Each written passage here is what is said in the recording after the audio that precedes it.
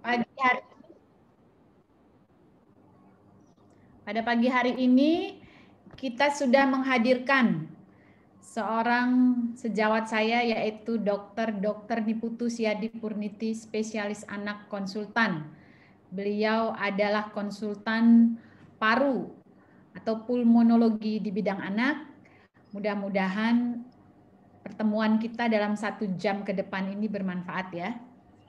Ini ada beberapa yang sudah hadir, mungkin sudah ada dari ibu-ibu, bapak-bapak yang punya anak, yang sedang isoman, atau siapapun, bahkan teman sejawat yang punya pengalaman, nanti silahkan kita langsung berkonsultasi. Yang pertama mungkin ini ada pertanyaan nih. Jika Bapak Ibu confirm positif, apakah anak pasti positif?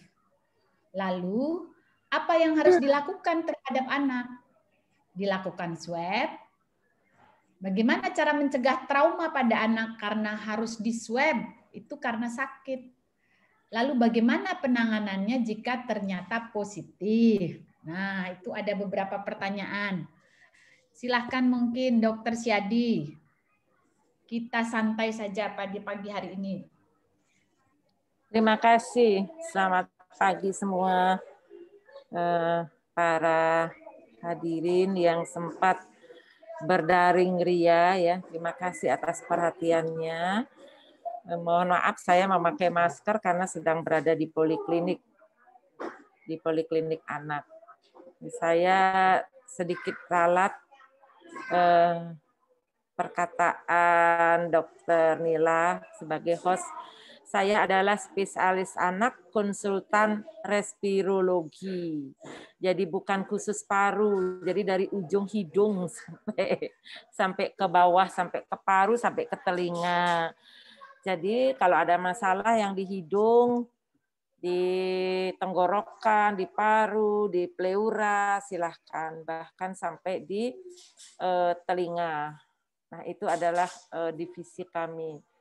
Jadi ada pertanyaan, apakah seorang anak yang orang tuanya positif, apakah besar ya kemungkinan?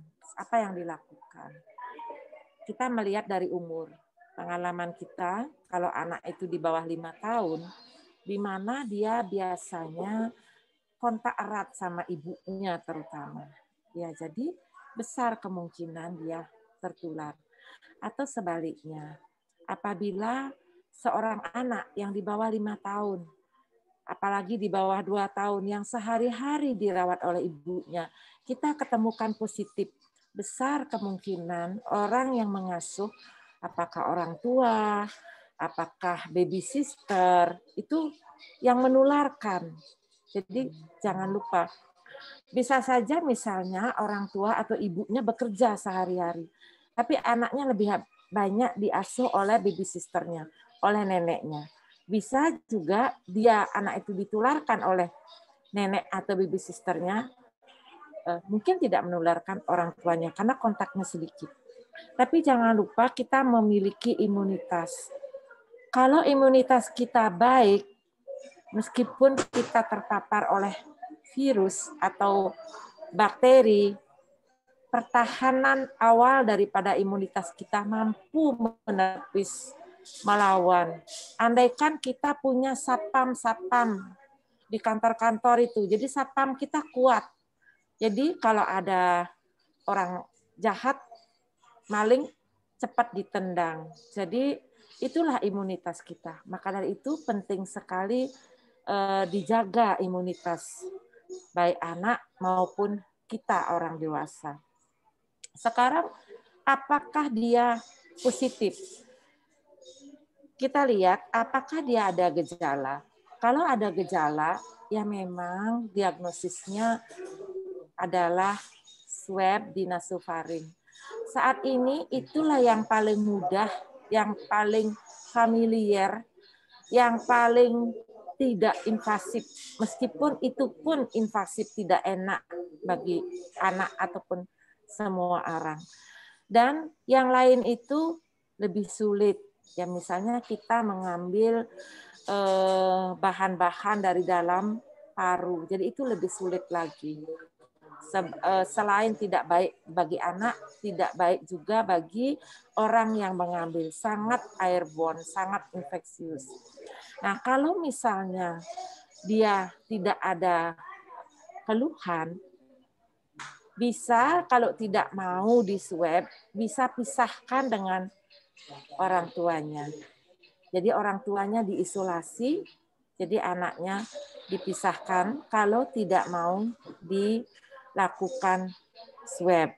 Memang pemerintah kita sekarang menanggung swab itu apabila ada keluhan. Jadi mungkin itu ya cukup jelas ya Dokter Nila. Nah, kalau seandainya sekarang positif anak itu, ya lihat juga apakah ada gejala. Kalau ada gejala, apakah dia ringan, sedang, atau berat? Kalau ringan mungkin batuk pilek, jadi tidak ada sesak. Tapi apabila sudah sesak, demamnya tinggi, ya kita lakukan pemeriksaan. Ya, pemeriksaan. Nanti ada hal-hal yang di rumah sakit yang bisa dia dirawat di rumah, bisa harus dirawat di rumah sakit. Mungkin itu yang saya bisa jelaskan, Dokter Mila. Baik, terima kasih Dokter Siadi. Jadi kalau orang tuanya positif, belum tentu anaknya positif, tergantung imunitasnya dan tergantung apa dia ada kontak erat atau tidak, ya. Tentu kalau misalnya anaknya tidak takut sakit trauma, kalau dia belum bergejala bisa dipisahkan, jadi isolasi saja dari bapak orang tuanya dulu ya. Jadi dan penanganannya itu kalau ringan, kalau dia sudah positif, kalau dia ringan bisa isolasi mandiri bersama orang tuanya yang positif. Tapi kalau sedang dan berat tentu ada asesmen lanjutan apakah perlu dirawat atau tidak.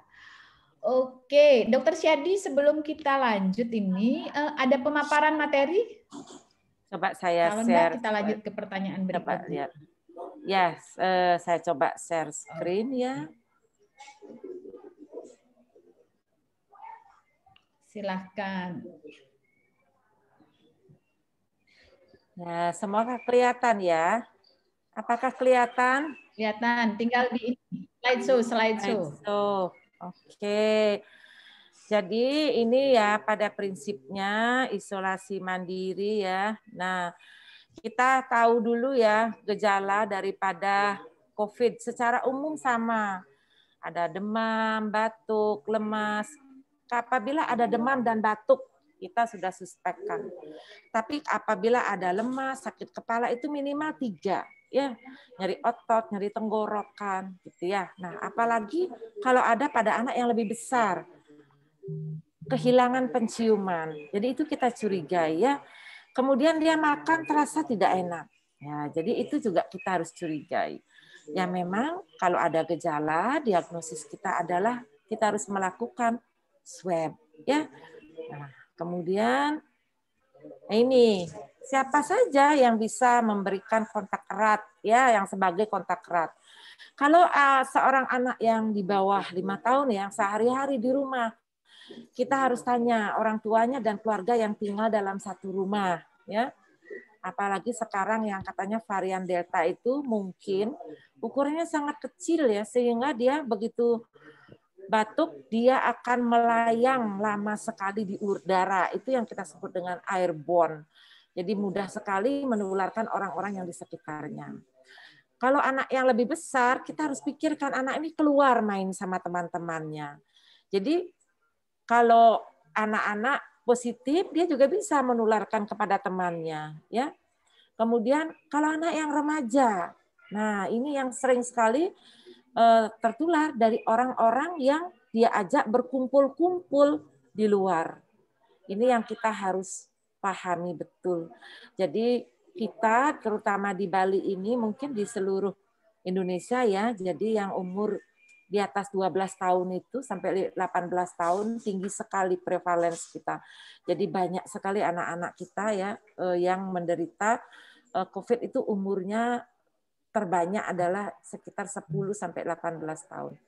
Yang mana yang kita sebut dengan dia kontak apabila dia Kontak itu bertatap muka, berdekatan, ya ini maksudnya jaraknya yang kurang dari 1 meter ya, selama lebih dari atau sama 15 menit, kemudian dia bersalaman, berpegangan tangan, cipika-cipiki. Jadi ini yang kemungkinan kita anggap dengan kontak erat. Jadi makan bersama-sama, jadi karena membuka masker ya, ini pada anak-anak yang lebih besar, terutama yang kumpul-kumpul, dia minum-minum, ya beli es gitu, makan jajan sama temannya di luar. Nah, yang saya ingatkan kembali bagaimana transmisinya bagi orang yang terinfeksi virus apapun. Ini kalau kita bicara, kita bersin, kita batuk-batuk, nah ini kan mengeluarkan beribu-ribu droplet ke sekitar ke ruangan kita. Nah, tapi jangan lupa kuman itu akan mati kalau kena sinar matahari atau dengan panas. Nah, ini juga ada ini kalau ini kita berada di dekat kurang dari 1 meter, langsung kita menghirup droplet yang mengandung virus ini. Nah, kemudian apabila bisa juga tidak langsung, apabila ini ya droplet yang dikeluarkan ini kemudian jatuh ke barang-barang di sekitarnya. Misalnya meja, ya, buku, kertas. Nah, ini dia bisa dalam waktu beberapa lama. Nah, kemudian bagaimana anak itu bisa tertular? Misalnya, contohnya ada di meja. Kemudian anak itu dalam waktu yang tidak lama, misalnya mejanya dari kayu gitu selama 4 hari dia bertahan kalau tidak dilap. Makanya seringlah mengelap meja dengan disinfektan. Jadi kalau tangan anak itu mengambil meja itu, maksudnya bersentuhan dengan meja, kemudian dia menyentuh muka, ya, mata, kucak-kucak mata, kucak-kucak hidung. Nah, inilah yang bisa akan anak itu terinfeksi. Kenapa anak-anak ini penting sekali kita edukasi, kita ajarkan, karena dia biasanya kalau datang kemana-mana tangannya memegang sana-sini, kemudian langsung menyentuh mukanya atau hidungnya. Jadi dia akan mudah sekali terinfeksi. Jangan lupa juga kalau orang ini bersin, dia tutup misalnya tangannya menutup mulutnya, di mana mulutnya ada droplet kuman ini, kemudian dia menyentuh pegangan pintu atau tangga. Nah, kemudian ada anak-anak yang datang atau kita menyentuh pintu tersebut dan tangga tersebut misalnya.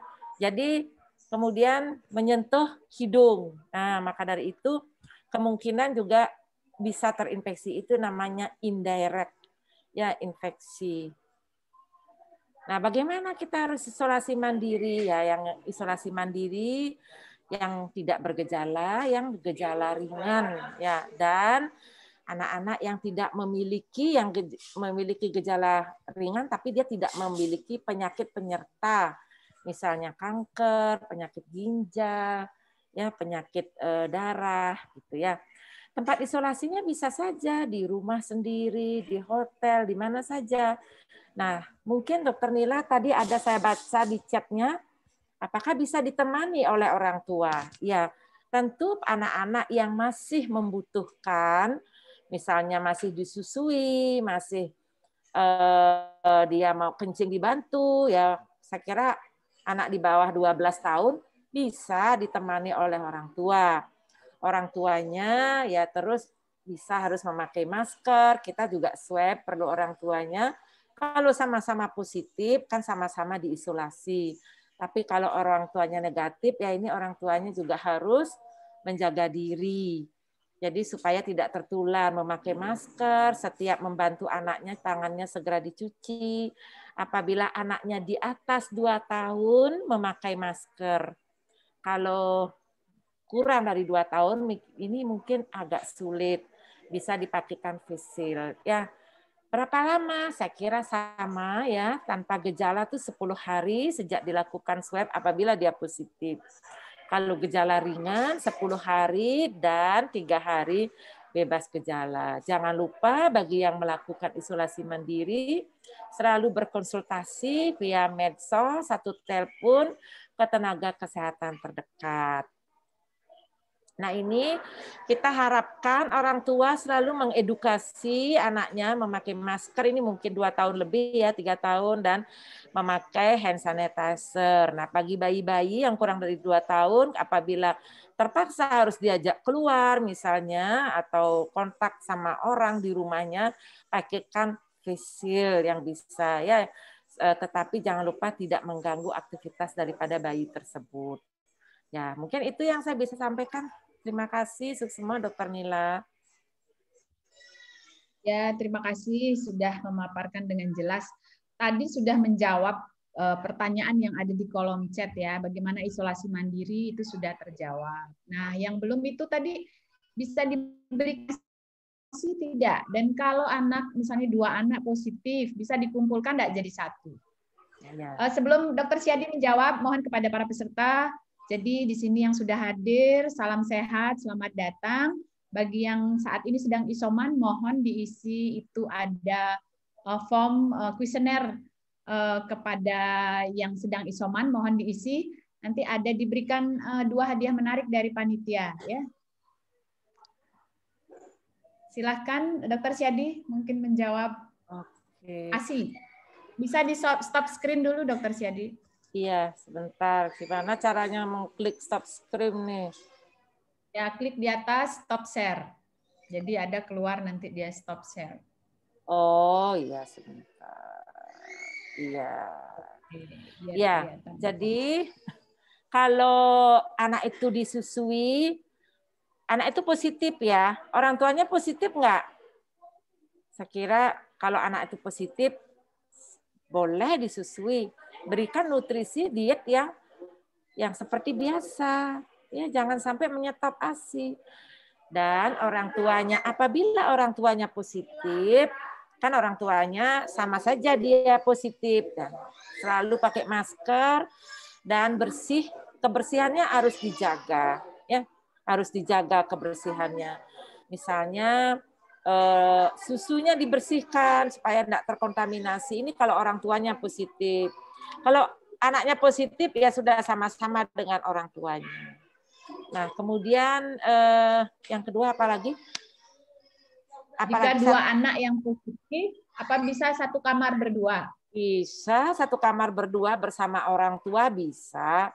Kalau orang tuanya positif ya bertiga, enggak apa-apa. Nah, tetapi saran saya kamar itu kalau di siang dibuka jendelanya, dicari mataharinya, dibersihkan ya, pakaian-pakaiannya dicuci langsung, jangan dikumpulkan sama pakaian anggota keluarga yang lain, langsung dikasih sabun. Kalau orang tuanya yang positif menyuci ya tentu pakai masker. Kalau orang lain yang masuk ke kamar memakai masker supaya dihindari supaya tidak terkontaminasi, tidak menghirup virus-virus dari inhalasi di kamar itu. Jadi jagalah kamar itu anginnya bagus, ventilasinya bagus, bila perlu ada matahari, jangan tertutup selalu. Ya, mungkin itu semoga menjawab ya, Dokter Nila. Ya, itu tadi ada titipan ya dari Andrian ya. Saya kira sudah terjawab itu semuanya. Sekali lagi mungkin bagi para peserta yang kali ini hadir, kalau memang mau akan bertanya, silahkan langsung raise hand, kemudian dilakukan unmute, bisa langsung bertanya dengan Dokter Siadi. Ada yang raise hand kali ini, saya lihat ini sudah banyak ya, ada 49. Ada yang mau bertanya? Mungkin nih siapa nih? Nopi. Ibu Nopi ya? Silakan. Mutiara Ulfa itu, Ibu Mutiara Ulfa. Ibu Mutiara Ulfa, silakan. Oh iya, selamat pagi dokter. Terima kasih. Selamat pagi, salam sehat Ibu. Iya, Selamat pagi.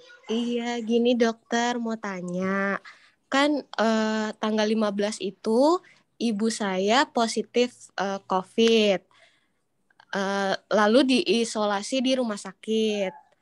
2 hari kemudiannya ayah saya juga positif, sama-sama diisolasi.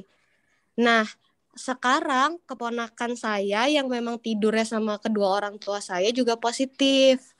Tapi karena gejalanya itu cuma demam aja, jadi isoman di rumah karena dia juga takut kalau di rumah sakit. Nah, karena saya masih kurang paham gimana cara pengatasan isoman buat anak-anak, kalau tips dari dokter sendiri gimana ya? Kalau dia sih demam, sekarang baru muncul batuk tapi sedikit, nggak yang batuk parah gitu dok. Nafsu makan juga masih bagus. Oke. Kalau boleh saya Sudah tahu ya, Bu, umurnya, ya. umur keponakannya berapa ya, Ibu Novi? 10 tahun. 10 tahun. Di rumah itu Iya. ada siapa aja lagi? Di rumah itu tinggal saya sama ART-nya aja dok. Ya, Syukurnya saya dan jadi ART-nya negatif sih dok, makanya sudah ponakan benar-benar dicek. sendiri di kamar. Sudah PCR juga. Ya, jadi Mm-mm. gejalanya itu kan demam. Dia Mm-mm. kelihatan baik gitu, maksudnya tidak lemes, masih Lemes bisa enggak sih makan. dok? Mm-mm, mm-mm. Lemes Nafsu nggak? Enggak. makan baik. Oh, Enggak, dia masih. cuma selalu ngerasa kayak kayak mau panas, tapi tiap di tem itu paling panas 37,5 gitu sih dok. Jadi belum berani kasih sunmol kalau Oh segitu ya. gitu. Ya, eh, memang bisa dia isolasi mandiri, tetapi jangan lupa isolasi mandiri juga harus berkonsultasi sama Oke, dokter. baik Jadi dok. diperiksa juga apa yang terjadi sebenarnya. Itu bisa isolasi mandiri. Mungkin Iya nanti dok. dokternya di mungkin Pasyankes 1 ya bisa memberikan vitamin-vitamin untuk mensupport imunitasnya untuk melawan virus tersebut. Saya kira bisa, tapi diawasi ya Bu ya. Kalau ada apa-apa berkonsultasi melalui telepon dengan dokter yang kalau di buku pedoman itu dokter puskesmas ya atau pasien ke 1. Jadi mintalah kalau bisa berhubungan dengan itu kalau terjadi apa-apa. Jangan Ya, baik. diam ya. Jadi setiap hari harus di Ibu sebagai tantenya ya, sebagai Iya. tante. Jadi dimonitor dia. Nah, kalau tantenya positif sama pembantu rumah tangganya, tantenya negatif, pembantu rumah tangganya negatif, kalau masuk ke kamarnya ya mungkin memakai masker, jangan lupa Iya, ya, baik. facial dan cuci tangan, kemudian membersihkan juga memakai masker. Kan memakai masker double itu bisa satunya misalnya masker bedah, di luarnya masker kain. Kemudian pagi dibersihkan, dibuka jendelanya, begitu Iya, ya. Jadi bisa. baik. Jadi jangan biarkan dia sendiri terus kita tidak lihat. Nah, kalau terjadi apa-apa kan nanti Iya. kasihan.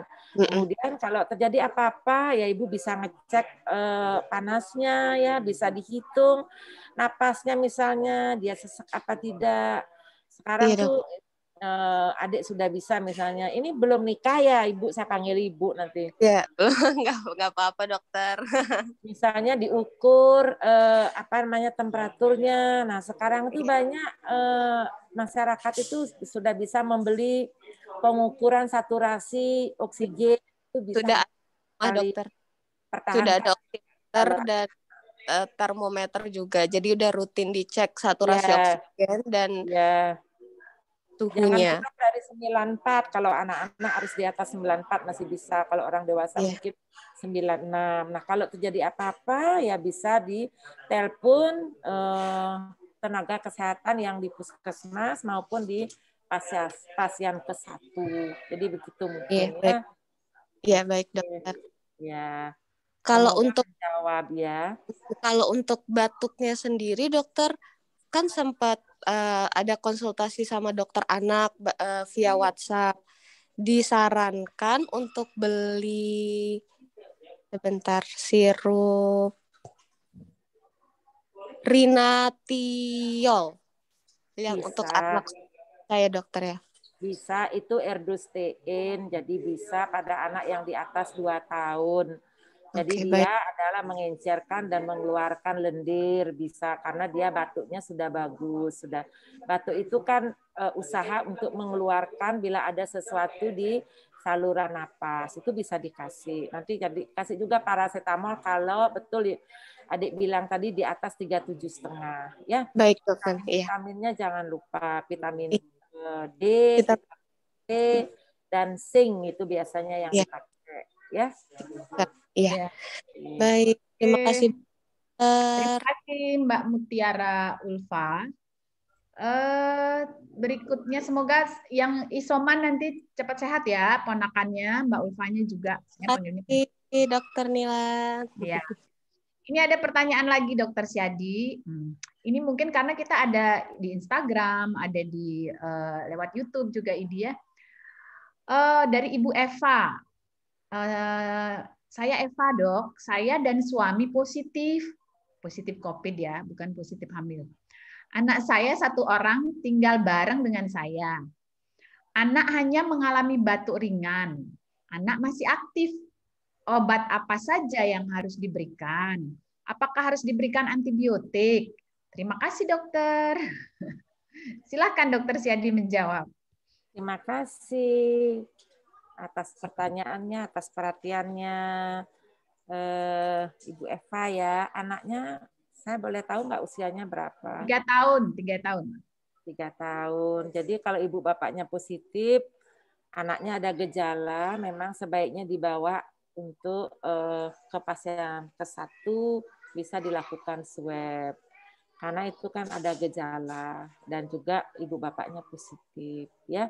Nanti bilang di sana.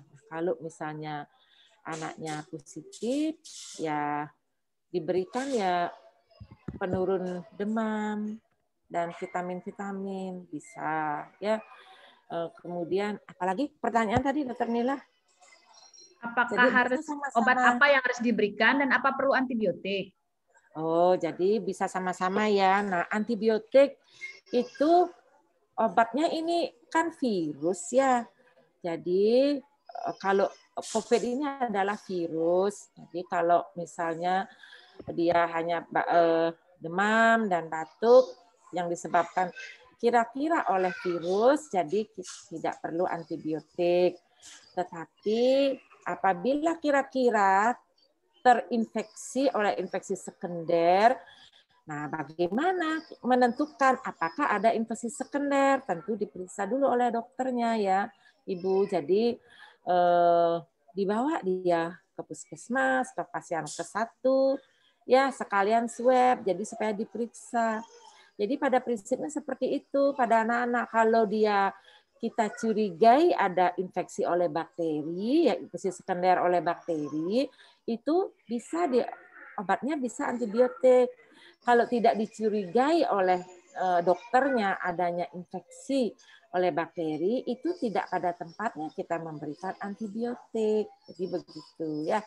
Semoga menjawab. Ya, semoga itu jelas ya. Berikutnya ini ada dari Dayu Wija dari VK ya. Izin bertanya, kalau anak isoman di rumah dan kondisi masih panas, untuk ibunya tidak ada keluhan dan ibu pekerja, apakah boleh ibu itu langsung bekerja atau ada saran sehingga teman yang di unitnya juga aman? Nah ini mungkin tadi apakah harus di swab dulu? Silakan Dokter Syadi. Ya, kembali lagi ibunya seberapa intens kontaknya sama anaknya. Kalau misalnya ibunya jarang intens, ya anaknya banyak diasuh oleh orang tua, misalnya nenek kakek atau pembantu. Nah, ini juga harus dipikirkan. Lebih baik kalau kita punya anak, apalagi anak itu masih kecil ya, yang kira-kira kan di bawah 12 tahun dia kontak sama kita gitu ya. Lebih baik kita swab ya, swab. Nah, memang sayangnya kan pemerintah tidak menyiapkan swab itu untuk orang yang tidak bergejala. Kemudian kalau misalnya kantornya membutuhkan, ya terpaksa harus di swab. Tapi kalau tidak, bisa juga kita semua mengisolasi diri. Jadi jangan berkontak sama orang lain. Semoga kita tidak menjadi orang yang positif tetapi tanpa gejala. Mungkin begitu, Dokter Nila, sebaiknya ya. Ya. Wah, ini ada lagi nih pertanyaannya panjang. Dokter Syadi mungkin sama-sama bisa baca nih. Selamat pagi dok, saya Tias. Izin bertanya, saya ibu dari 2 orang putri, masing-masing 4,5 dan 2 tahun 11 bulan. Saya terpapar COVID tanpa gejala dan isolasi mandiri di rumah ibu saya. Bergabung dengan keluarga yang positif juga. Anak-anak dan suami negatif. Besok hari ke-10 saya isoman. Dari hasil konsultasi dengan dokter di rumah sakit, saya besok diperbolehkan pulang. Pertanyaan saya, nanti setelah saya kembali ke rumah dan bertemu dengan anak, apakah saya boleh beraktivitas seperti biasa dengan anak, seperti tidur dengan anak, atau saya masih harus menjaga jarak terlebih dahulu? Terima kasih. Ini sudah 10 hari. Jadi ibunya positif tapi tanpa gejala ya. Ya memang isolasi mandiri kalau yang dia tanpa gejala itu 10 hari. Nah kemudian kalau ada orang yang kita akan ajak kontak, misalnya ya high risk ya, berisiko, misalnya dia imunitasnya masih belum bagus, ya di bawah 5 tahun, ya mungkin bagusnya itu sampai 14 hari misalnya. Dan bisa kita swab sampai negatif supaya kita tidak cemas gitu. Karena apa? Karena 14 hari lah misalnya, atau 10, memang 10 hari itu diharapkan juga tetap masih menjaga jarak. Paling bagus tuh 14 hari, diperkirakan virus itu sudah mati, tidak bisa menularkan kepada yang lain. Maka dari itu bisa kita bergabung atau berkontak dengan orang-orang yang di sekitar kita. Mungkin itu. Jadi saran saya kepada Ibu Tias, kalau mau 4 hari lagi supaya yakin bisa bergabung, karena diperkirakan itu 14 hari virusnya sudah mati. Mungkin itu. Ya, terima kasih. Ya, kalaupun dia boleh pulang ya, karena dia sekarang di rumahnya mana nih? Ibunya, Ya. mungkin boleh pulang tapi tetap pakai masker tetap sampai pakai hari masker. ke-14 ya, Iya. karena udah kangen.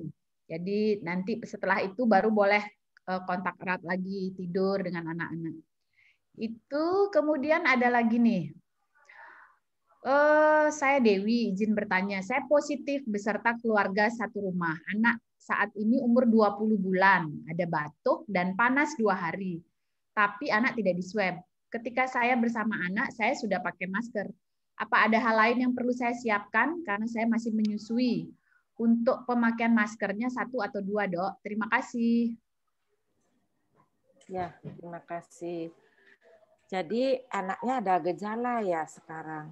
Anaknya ada gejala 20 bulan, batuk, demam. Saya kira sudah memenuhi suspek, istilahnya curiga. Sebaiknya anaknya dibawa ke pasien ke-1, ya nanti di situ diperiksa oleh dokternya, ya kita harapkan juga di swab. Jadi apa yang ya sekarang di swab, menurut saya sih di swab dibawa ke pasien ke-1 ya. Nah, kemudian apa yang harus dilakukan ibu ini kalau misalnya dia sama-sama dengan anaknya? Ya memang kita harus memakai masker. Memakai masker itu karena sekarang ini Delta ini ya, Delta ini sangat infeksius. Ya, itu jadi seperti airborne dia. Ya, jadi seperti airborne, dia sangat besar kemungkinan menginfeksi orang-orang di sekitarnya. Artinya airborne itu, virus itu lama dalam berapa waktu ya, malah berminggu-minggu dia lama melayang-layang karena ukurannya dia kecil begitu. Misalnya kita udah pergi dari kamar itu, tapi tadinya kita berada di sana batuk bicara. Kita sudah pergi, tapi virusnya masih ada di kamar itu. Kalau ada orang yang masuk yang tanpa masker, itu bisa menghirup di sana, menghirup udara yang mengandung virus. Kalau yang kita sering terapkan itu adalah seperti TBC. Ini Kalau saya lihat COVID ini jauh lebih kecil ukurannya dari Mycobacterium tuberculosis. Jadi makanya sangat gampang dia menularkan kepada orang-orang di sekitarnya. Diharapkan memang pakai masker. Misalnya masker yang 95 itu di dalamnya, di luarnya dikasih lagi masker kain. Mungkin itu. Ya. Diharapkan double malah kita memakai masker. Dan ini anak-anak kan dia tidak bisa kita, apalagi 20 bulan ya. Jadi dia mungkin ibunya susunya pas kurang dibersihkan, ya anak itu mengisap ASI. Jadi kulit di sekitarnya. Kalau ASI sangat kecil ya, masih belum terbukti. Tetapi orang yang menyusui itu bisa menularkan kepada orang yang disusui adalah melalui inhalasi. Jadi dia bicara sambil ngasih ASI, dia batuk, bersin. Nah, itu anaknya akhirnya menghirup udara yang dikeluarkan oleh ibunya. Jadi bukan melalui ASI. Mungkin itu Dokter Mila. Oke, berarti ini anaknya dianjurkan untuk di-swab sehingga nanti bisa diberikan pengobatan yang lebih lanjut.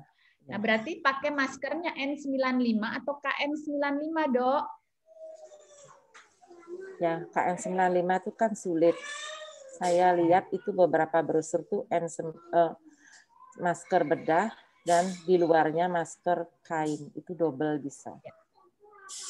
Oke. Jadi tujuannya tuh supaya dia tertutup semuanya tertutup, ya. Jadi bisa di dalamnya dilipat di sini sehingga yang memenuhi syarat yaitu ya. N95, KN95, ya. kemudian atau kalau ya. Mohon maaf kalau misalnya bagi tenaga kesehatan yang melakukan perawatan pasien COVID itu memang harus N95. Tapi kalau tidak melakukan tindakan atau perawatan, dia mungkin pasiennya batuk segala macam, intubasi misalnya itu boleh KN95, tetapi didobelkan, dikasih masker bedah lagi. Ya. Ini yang penting nempel, ada nempel di sini, jadi jangan longgar-longgar begitu. Ya. Ya, itu tujuannya double. Mungkin ada sesi khusus nanti ya juga yang tentang dari IKM saya kira tentang masker ini juga. Baik, terima kasih Dokter Syadi, informasinya sudah sangat bermanfaat. Ini sudah banyak sekali yang hadir di sini, bertambah saat ini partisipannya ada 55 ya. Saya kira ini penting sekali buat anak-anak dan mungkin definisi kontak erat itu harus dipahami betul. Yang mana namanya kontak erat ya? Kontak erat itu kalau tanpa masker kan anak sama ibu tuh biasanya pasti kontak erat kan, nggak mungkin nggak dicium-cium. Jadi kalau satunya terkena ya satunya lebih baik diperiksa swabnya untuk mengetahui apakah nanti dia bisa isoman berdua atau harus dipisahkan, siapa tahu anaknya negatif ya. Masih adakah pertanyaan ini? Silahkan. Ini kita masih punya waktu 14 menit lagi ya. Ada yang mau disampaikan lagi mungkin Dokter Syadi? Saya kira sudah ya, kalau seperti tadi yang saya sudah kasih tahu, saya share. Sekarang banyak media-media yang sudah banyak memberikan edukasi, tapi tolong dilihat kebenarannya. Tapi banyak yang bagus ya. Jadi jagalah diri ya. Jangan lupa itu prokes, memakai masker, mencuci tangan, dan menjaga jarak. Nah, bagi anak-anak ini tentu harus dijaga betul, jangan dibawa keluar. Jadi rumahnya harus dibersihkan ya dengan antiseptik, karena tangan anak-anak kita ini yang nggak bisa kita atur, dia menyentuh semuanya. Itu yang perlu sekali. Nanti dia kan menyentuh semuanya, dia pasti pegang hidung, pegang mata, ya tangannya itu ke mulut. Nah, ya kita nggak bisa, itu sudah memang fasenya anak itu. Maka dari itu lingkungannya dialah yang kita harus jaga. Ya, ya jangan banyak yang bertamu, karena kita tidak tahu yang datang bertamu itu orangnya OTG atau memang tidak infeksi ya. Jadi kalau terpaksa menerima tamu, kita memakai masker, tamunya kita harapkan memakai masker, ya. Anak dijauhkan karena anak sulit kita bisa pakai masker. Kalau anaknya harus bergabung ya harus pakai masker. Kalau bayi-bayi misalnya pakai face shield. Ya terutama Dokter Nila ini yang melahirkan itu ya dijaga juga, tidak usah banyak yang berkunjung ya, mengucapkan selamat melahirkan anak gitu ya. Mungkin anaknya jangan diajak kontak sama tamu-tamunya. Mungkin itu yang diambil, penting ya. dipeluk-peluk, dicium-cium, gemes. Dicium-cium gitu ya. Sangat senang punya keluarga yang punya anak. Nah ini dikasih pengertian ya, jangan diambil anaknya. Ini yang mungkin menjadi perhatian kita sekarang. Karena virus itu dia melalui inhalasi ya, sangat sulit kita cegah sebenarnya. Mungkin itu Dokter Nila, semoga bermanfaat. Ya, ini ada lagi satu nih, titipan lewat ini, titipan Riko. Apa saja obat yang perlu dipersiapkan buat anak yang isoman? Ya. Silakan. Obat yang isoman itu, karena yang isoman sama ya dewasa sama anak itu adalah yang bergejala ringan dan tanpa penyakit penyerta, dan pada juga untuk anak yang tanpa gejala. Nah, kalau dia gejalanya ringan, ya tentu obat yang diberikan ya adalah obat yang tergantung gejala yang muncul. Ya, jadi artinya simptomatis. Nah, apa namanya, kalau misalnya dia demam ya anti demam gitu ya, dia pilek, dia batuk. Nah, ini tentu kan sesuai dengan anjuran dokter yang di pasien ke-1 itu. Kemudian vitamin yang memang diberikan kalau anak-anak yang terserang COVID ya, itu adalah vitamin D, vitamin C, dan zinc. Ya, karena ini bisa mensupport daya tahan kita untuk melawan virus. Jadi itu yang sudah dikeluarkan oleh Kemenkes dan ikatan profesi kita, terutama IDAI dan 5OP, ini organisasi profesi. Jadi kalau Ikatan Dokter Anak Indonesia itu vitamin D, vitamin C, dan zinc. Tetapi apa simptomatisnya tergantung apa yang muncul. Jadi mungkin antibiotik saya kira tidak perlu, kecuali nanti ada menunjukkan dia terinfeksi oleh bakteri. Mungkin itu. Ya, antivirus masih belum pada anak-anak. Kalau antivirus itu, antivirus corona atau COVID ini kita berikan pada yang bergejala berat dan kritis atau dia disertai dengan penyakit penyerta komorbid, dia berat baru kita kasih. Kemudian ada juga bilang apakah antivirus influenza. Nah, itu kalau kita curigai dia terinfeksi virus influenza. Kalau tidak, tidak usah. Jadi itu ya, paling baik itu adalah vitamin dan simptomatis saja. Mungkin itu Dokter Nila, semoga bermanfaat. Ya, betul. Anak-anak juga kan jarang ya, jarang stres ya. Dia tidak tahu bahwa sakitnya itu misalnya bisa nanti begini karena dia tidak baca berita-berita, sehingga mereka tidak stres, biasanya tidak sampai berat ya Dokter Syadi ya. Kalau yang dewasa itu udah dengar berita-berita apa baru sakit langsung tambah berat karena stres ya. Itu juga mempengaruhi ya. Jadi biarkan saja dia aktif. Kalau dia masih bisa lari-lari aktif di dalam rumah, kita biarkan saja ya. Ya, biarkan saja. Ya. Jagalah rumahnya, ada kebun, kalau bisa bersih, udaranya bagus. Itu. Ya biarkan dia beraktivitas di rumah. Tapi tidak boleh ada orang yang memberikan infeksi lagi ke rumah itu. Siapa tahu pembantunya terinfeksi COVID lagi, sama aja. Ya. Oke. Terima kasih. Baik, terima kasih. Tadi banyak sekali sudah dipaparkan oleh Dokter Syadi. Silakan kalau masih ada yang mau bertanya langsung, kita masih ada waktu sekitar 6-7 menit ya. Ini ada 9 menit kalau di laptop saya ini. Ada yang mau bertanya? Di sini ada 53 orang. Karena setelah sesi ini kita lanjut Dokter Syadi dari anak-anak. Ini kalau kita kan dari mata turun ke hati. Ini dari anak-anak nanti ke lansia. Tidak berhubungan ya. Bagus. Nggak apa-apa. Di sini ada sesi lansia. Karena berisiko tengah-tengahnya dewasa kan.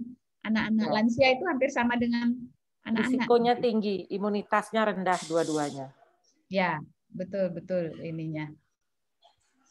Baik, sekarang juga mungkin sekedar ini imunisasi yang baru dilaksanakan pada anak-anak baru di atas 12 tahun ke atas ya Dokter Syadia? Iya, 12 tahun. Apakah nantinya ada perencanaan enggak di bawah 12 tahun? Kemungkinan ada, tetapi tunggu penelitiannya selesai dulu. Ya. Kemungkinan secara internasional itu masih orang mekebek melakukan penelitian di luar sana. Ya. Oke, what is mekebek? It's a Balinese language. Mekebek is mean apa ya? Jadi ya kita tunggu, artinya dengan adanya COVID ini kita belajar banyak ya. Kita harus selalu bersyukur bahwa selalu positive thinking. Kita bisa melakukan saat ini, kita bisa melakukan daring, belajar Zoom ya kan dari rumah, dan kita selalu positive thinking, selalu ambil hikmahnya apa yang kita bisa lakukan atau yang kita bisa perbuat dari situasi COVID-19 ini. Mungkin banyak ibu-ibu, bapak yang kerja dari rumah itu bisa berkumpul dengan anaknya dan baru tahu saat begini, oh kebiasaan anak saya itu begini toh. Ya, kalau tidak ada COVID ini, tanda kutip, mungkin kita tidak tahu. Selalulah berpositive thinking, ambil hikmahnya. Karena kita tidak bisa hanya selalu mengeluh, protes, ataupun tidak melakukan sesuatu. Ini izin bertanya, Eka Santosa, silahkan langsung saja, Dokter Eka. Ya. Dokter Eka. Terima kasih, Dokter. Ya. Pagi, Dokter Tu, Pagi. Om Swastiastu. Saya dari Dokter. Terkait dengan vaksinasi untuk remaja, Dokter. Itu kami di fasilitas layanan pertama itu ada apa saja yang kontraindikasi, Dok. Karena beberapa orang tua mereka, kakak-kakak mereka yang di Astra itu mengalami KIP yang berat. Jadi mereka agak khawatir. Jadi pertanyaan saya, apakah ada kasus-kasus khusus yang tidak boleh divaksin? Yang kedua, tips agar mereka aman divaksin apa? Terima kasih, Dok. Ya. Jadi untuk kasus yang tidak boleh dulu yang kontraindikasi ya. Misalnya anak yang sedang mengalami sakit berat. Tentu dalam keadaan dia sakit sekarang. Misalnya dia tonsilofaringitis gitu. Demam, enggak bisa. Pilek, enggak bisa. Jangan dalam keadaan sakit. Dan jangan dalam keadaan dia berbaring di rumah sakit. Pada pasien misalnya dia yang paling sering tuh datang ke tempat saya adalah menanyakan anaknya ada riwayat asma, ada riwayat TBC, ya, kemudian demam diabetes mellitus. Kalau misalnya asma gitu ya, dia sudah terkendali, jadi sudah terkendali dia. Tidak pernah mengalami serangan minimal 1,5 bulan. Dan saat ini tidak memakai obat kortikosteroid. Ya, kira-kira 2 minggu gitu dia tidak memakai obat. Jadi lebih baik itu dia tidak pernah memakai obat, misalnya lebih dari 1,5 bulan. Kalau misalnya dia diputuskan oleh dokternya sekarang memakai obat pengendali asma, ya selesaikan dulu, minimal dia 1,5 bulan berhenti memakai. Jadi dia terkendali itu bisa, itu paling aman. Misalnya kalau TBC, saya kira kalau dia masih ada keluhan gitu, selesaikan dulu deh sakitnya. Gitu. Kemudian paling aman kalau memang kita takut, kalau kita melihat anak kita memang ada penyakit, tetapi terkendali, paling aman tuh di rumah sakit. Takutnya kan kalau ada terjadi apa-apa, jadi bisa dilakukan tindakan-tindakan di rumah sakit. Saya kira itu, jangan di tempat-tempat misalnya kan ada ya yang di balai desa begitu ya. Nah, jangan di sekolah ya, anak-anak remaja sekarang di SMP ya. Mungkin yang itu Dokter Eka. Punya risiko ya. Yang punya risiko. Terima kasih dok. Ya. Siapannya mungkin apa dia tidak boleh persiapan khususnya ada dok. Mungkin umum aja ya dokter Syadi. Yang penting dia sehat, cukup tidur ya. Dan satu tuh yang jangan minum obat kortikosteroid ya. Atau 1 bulan sebelumnya dia ada diberikan obat yang lama selama 2 minggu, diberikan transfusi. Nah itu jangan ya. Jadi dia stabil. Tidak ada persiapan khusus. Jadi yang penting yang utama itu mungkin ini dokter Syadi, mereka cukup tidur karena banyak anak-anak remaja itu sekarang kadang main game itu sampai jam 1, jam 2. Dokter, kalau anak dalam waktu 3 atau 6 jam mereka ada panas, dok, nggak tinggi 7,8. Biasanya orang tuanya itu gupuh itu apa ya? Overthinking, overreaktif, terus minta obat gitu. Gimana dok reaksi kita dok? Oh, jadi anak itu setelah disuntik ada demam. Ada demam, tidak terlalu tinggi dokter. Misalkan dia 37,6, 37,7. Ini yang kami temukan di klinik dokter itu suhunya itu, tapi dia merasa badannya hangat dan orang itu membuat orang tua jadi panik dok. Orang tuanya panik. Kalau demamnya tidak lebih dari 37,5 ya nggak usah rasanya. Dijelaskan. Boleh dikasih paracetamol loh. Iya. Jangan sebelum demam diberikan paracetamol, itu akan menghambat imunitasnya yang muncul oleh karena vaksin. Tapi kalau terjadi lebih dari 37,5 bisa. Malah kalau ini 38, tapi 37,5 biasanya pasiennya udah nggak tahan, dia sudah pada anak-anak tertentu. Dan perlu diberikan edukasi kepada orang tuanya. Kita juga kan selain menghadapi anak, kita juga pasien kita adalah orang tuanya. Yang cemas orang tuanya itu. Ya, apa obat panasnya adalah pengertian. Jadi diberikan edukasi. Ya, mungkin itu yang penting. Ya. Betul-betul dokter Syadi bahwa untuk pasien remaja, anak itu pasien kita 2 ya. Anak-anak pasien itu sendiri dan orang tuanya ya. Jadi harus betul-betul diberikan edukasi dan pada saat imunisasi itu diberitahu bahwa panas itu kalau dia tidak tinggi dan tidak terlalu lama itu baik karena pembentukan imun ya. Ketika dia di mindsetnya bahwa itu baik, jadi dia tidak gupuh mungkin ya bahwa it's okay sama dengan imunisasi DPT. Oh panas, oh anak saya nih panas, bahkan dia cerita seperti itu ya. Terima kasih dokter. Terima kasih ya. Saya kira ini sudah jam 10 karena kita dibatasi oleh waktu, save by the bell. Karena setelah ini ada sesi lansia ya. Nanti ini hostnya. Terima kasih banyak atas pertanyaannya yang sangat menarik. Mudah-mudahan apa yang kita lakukan pagi hari ini bisa bermanfaat. Saya ingatkan sekali lagi, bagi yang hadir di sini, yang ada pengalaman isoman itu bisa mengisi ya link yang disebar pada kolom chat, itu penting bagi kami para praktisi kesehatan dan ilmu dari epidemiologi juga. Dari hasil itu kita akan memberikan rekomendasi kepada keilmuan ya. Mohon diisi.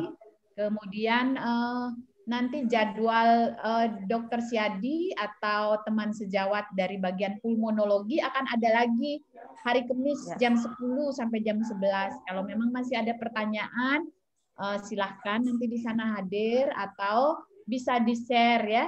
Mudah-mudahan telekodina ini bermanfaat buat kita semua. Ini tanggung jawab kita bersama, bukan hanya para dokter. Kami harapkan ini seperti bola salju yang menggelinding, ilmu-ilmu yang kita berikan kepada sejawat, entah itu dokter umum, kemudian calon dokter, pada masyarakat, tokoh masyarakat yang hadir di sini, itu bisa menyebarkan dengan benar apa yang harus kita lakukan pada masa isoman ini, sehingga kita semua masih bertanggung jawab. Dan mari kita dengungkan tagar berani menegur ya. Kalau ada di sekitar kita yang tidak memakai masker dengan benar, itu ayo kita harus berani menegur hingga semuanya memakai masker dengan benar. Baik, terima kasih Dokter Syadi atas kebersamaannya pagi ini. Silahkan Saya mohon lift kembali di poliklinik ya. Jadi saya juga mengucapkan terima kasih dari tim Telekodina, yaitu layanan telekonseling kesehatan bagi warga yang menjalani isolasi mandiri, kerjasama dari Fakultas Kedokteran Universitas Udayana dengan Ikatan Dokter Indonesia Cabang Denpasar. Mudah-mudahan bermanfaat, tetap sehat buat kita semua, tetap sehat, tetap bahagia. Anda di sana bahagia, kami selalu ada mendampingi Anda. Terima kasih, salam sehat buat semua. Bagi yang akan meninggalkan sesi ini, kami persilahkan. Kami sesi ini akan dilanjutkan untuk yang lanjutnya. Dr. Siadi.